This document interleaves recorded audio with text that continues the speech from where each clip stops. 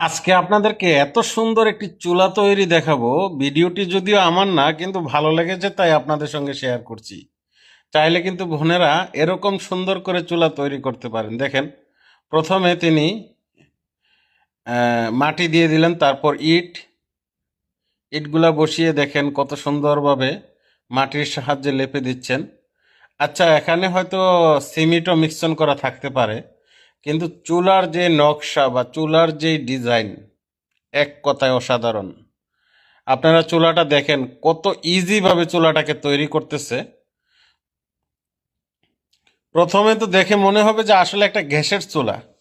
ডিজাইনটা দেখেন, নিচের মাঝে কটা ইট দিয়ে সুন্দরভাবে বসিয়ে দিল।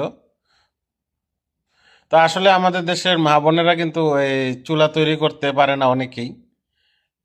ঠিক আছে, তো ভিডিওটা আমার কাছে ভালো লেগেছে তাই আমি শেয়ার করলাম।